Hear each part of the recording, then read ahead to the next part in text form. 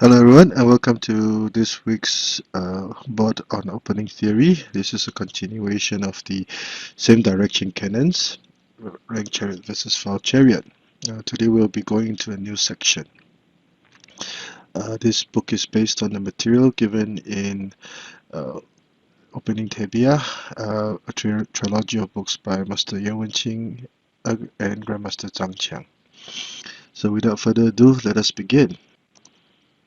Central cannon, same direction cannons, and red goes for the rank chariot.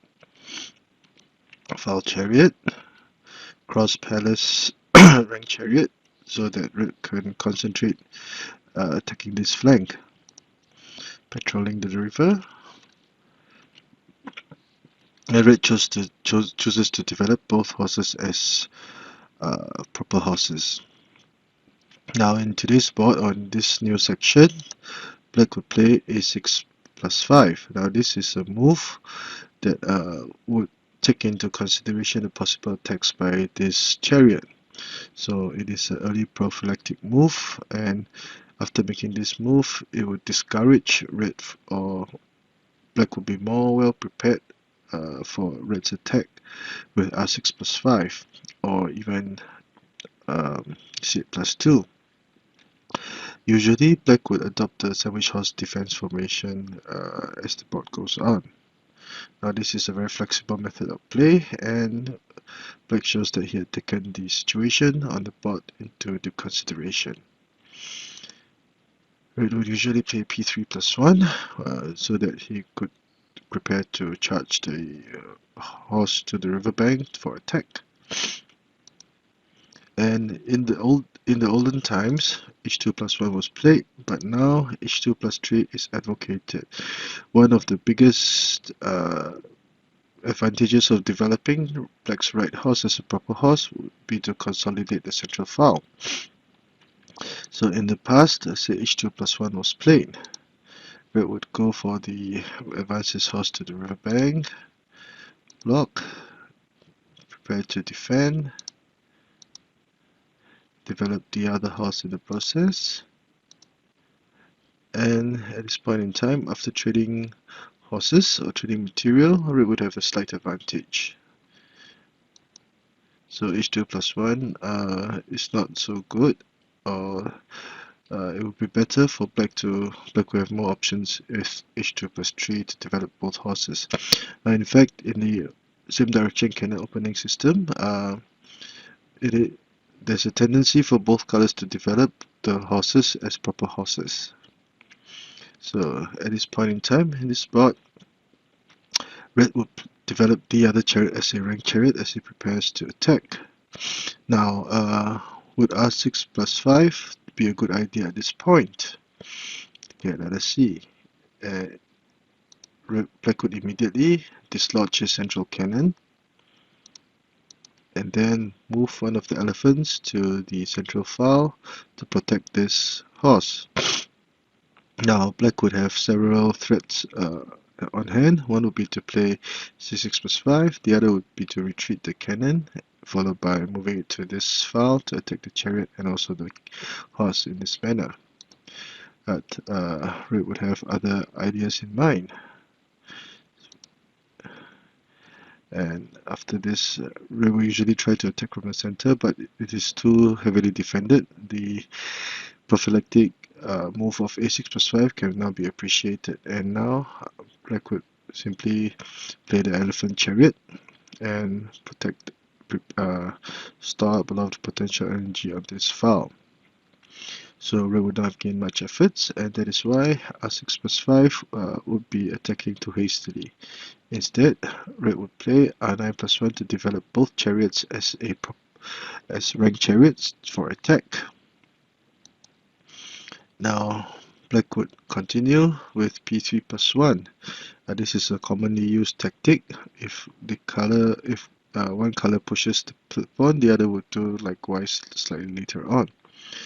And black adopts a wait and see approach in this situation. So at this point in time, there are two major variations. The first would be r6 plus 5. whereby red will still attack the uh, black's right flank with this move. The other would be c8 plus 4. So let us begin with the first variation, r6 plus 5. Now, black would immediately dislodge his central cannon, prepare to move one of the elephants to the central file to counter this attack. Now this will be a steadfast approach, and it will allow black to be have many agile, versatile possibilities. Would c2 plus 2 be a good idea, whereby black would try to consolidate his riverbank? If black played r6 plus 7, let's say, black would protect the horse in this manner, a trade of pawns, and black would retreat, thinking that he could now gain material with this move, c2 equals to 3, but red would simply counter in this manner. So if black tried to play c2 equals to 3, red would counter with a cannon in this manner, and the lack of development of this chariot and the pressure on this flank is very intense. Red would have the advantage. So c2 plus 2 is not a good idea. Instead, dislodging the cannon will appear to be a better option. And since after c6, c5 equals to 6 by black, a possible cannon pin would now appear, and that is why it would be a good idea for red to play r9 equals to 4. Now, at this point in time, black would try to fight for the initiative with this move. Now, by trading pawns, black would now have the option of, or the chance, black vies for the chance to play h7 plus 6 after trading pawns. The chariot will protect the horse, whereby now the cannon will attack this chariot and the horse will attack this chariot. Now this is a very proactive move to fight for the initiative. Now e3 plus 5 would be a little bit too passive. If that will happen, black would immediately pounce on the chance to advance the chariot. Let's say if black tried to counter in this manner, red would simply capture the central pawn and link his chariots up. Let's say black tried to gain material. Black will actually sacrifice material, and red's earlier pseudo sacrifice would now allow red to have the advantage. So with this, after trading material, the chariot would capture the, let's say, for example, this chariot would now capture the horse, and this will be red would still have 2 cannons, 1 chariot, 1 horse, and so would black. But red's position is much better. Black's position or defense is in a disarray, and this cannon is vulnerable to attack. So red would have the advantage. So e3 plus 5 would be too passive, and it would be advocated for black to be proactive with e7 plus 1. So red would continue to play r6 equals to 7 to so that black would not have the chance to move his horse to the riverbank, protecting the horse, and red attempts a cannon pin at this point in time. Black would simply advance the chariot to free himself of the pin. He would not have to worry about this pawn, because there's always r8 equals to 7 to threaten the horse and maybe capture the pawn later on. Red will protect the horse in this manner, and there will be an extra option of c5 minus 1 followed by c5 equals to 3.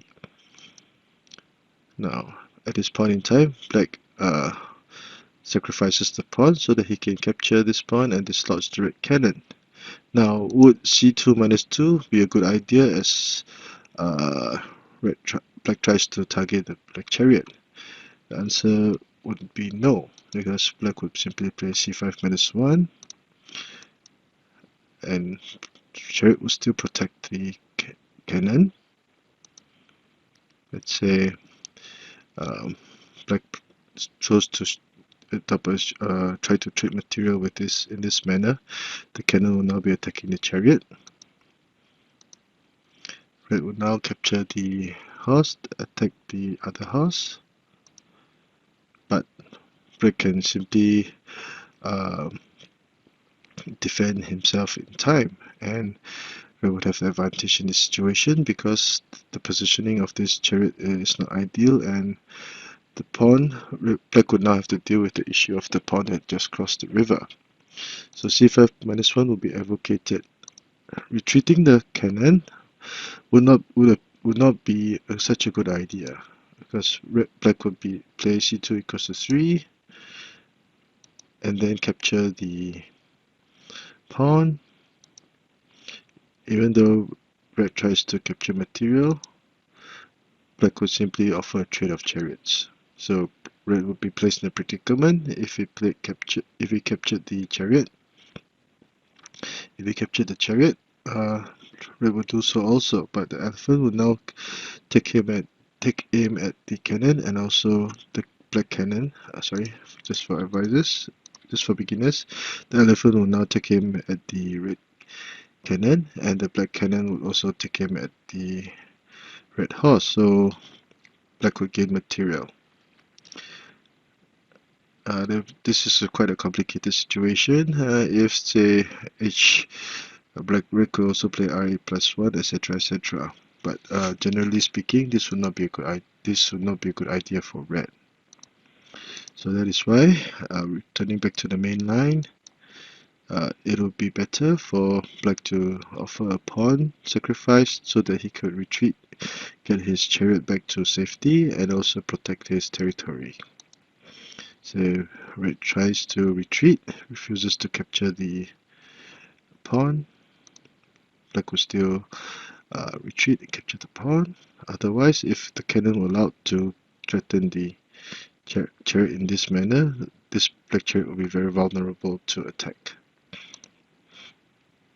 Threatening the chariot, offering a trade of material, and after trading material, the black horse will now be free to move to the riverbank. And at this point in time, black will still have a very playable game, and the results or the outcome of this position is still up for grabs. So this would be variation 1, whereby red attacks with r6 plus 5. Now in variation 2, red would attack with the cross river bank cannon. Now this is another method of or tactical combination which is commonly seen. Red could be prepared to play c8 equals to 7 or capture the other pawn, etc. Black would usually trade pawns to prevent c8 equals to 3 and also allow for development of this horse. So after trading pawns, r equals 7, red would move his horse to safety. Now, red would not have to worry about losing his elephant because black would have a very powerful move of r6 equals to 3 to offer a trade of chariots and could attack this flank. So that is why it would be better for red to try to dislodge the red horse. Red would defend in this manner, and black would try to mount a counter attack, thinking that he could link his horses up on the central file and push the pawn and target the red chariot and gain material over here. But this was simply too eager. Now this was the move given in the book, and I think it's quite a good example of why attack should be meticulously planned. Now the better move suggested by the authors would be c5 equals to 4 to switch formations to the sandwich horse defense, and black was still a very playable game. But if p5 plus 1 was played, red will now attack the horse. Red will link the horse up, thinking that he could push p5 plus 1. But red would have other ideas. He will now attack this very vulnerable horse. Now, black would try to move his horse to safety, and red would not give up any space. He will fight tit for tat, forcing the horse back, applying more pressure, and now red would trade pawns to allow for development of this horse. But at this point in time, we can see that the positioning of the black horses are not very ideal, and there was no immediate threat to red.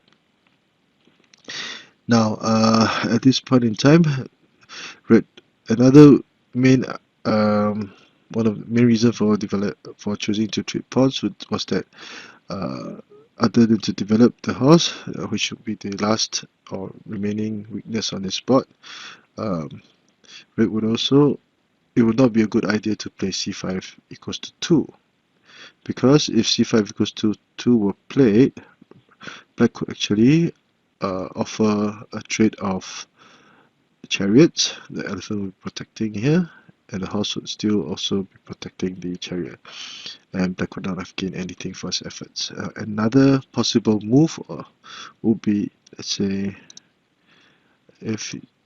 another possible move would be to play p5 plus 1, whereby black would try to mount an attack from the central file. Now this is a very threatening move, because black would now be prepared to play h6 plus 5 to gain material, or he could simply play p5 equals to 6. This would be in effect a trade of chariots. So black red would not have gained anything for playing c5 equals to 2. And after trading pawns, as can be seen, 1, 2, 3, 4 of red's major pieces would have either commanded the riverbank or commanded the pawn rank, black's pawn rank. So red would have a significant advantage. So at this point in time, for variation B, it would appear that red would have things would be looking good. So a short recap. I will do this in black.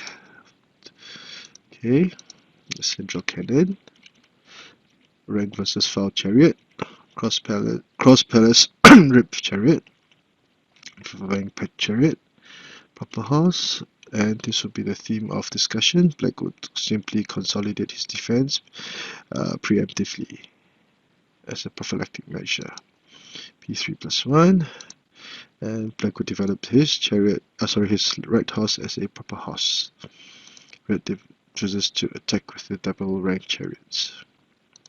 p3 plus 1 to the double wait and see approach, and if let's say red attacks with r6 plus 5, it would be best for black to adopt the sandwich horse defense. Trade on material, hoping to play e7 plus 6. A cannon pin, the black would just move his chariot out to safety and threaten the red horse. Sacrifice the pawn to allow for r7 minus 2, and a trade of material. After trading material, black can deal with this confrontation. In variation B, c8 plus 4, red would attack with the pawn rank cannon. Again, trade of material. Black it's not ideal to play r7 plus 5. Red protects the horse and commands the riverbank. p5 plus 1, a rather controversial move by black, threatening the horse and also the elephant, forcing black to play h3 plus 5, and red would actually offer a trade of horses at this point. Black would not want to do so because he would lose the central file. h3 plus 3, retreating the horse, more pressure, and after trading material, red would have a significant advantage in this situation. So, I hope you have enjoyed this week's video tutorial on opening theory. If you like the work that I've been doing, please subscribe to my channel and give me a thumbs up. Thank you.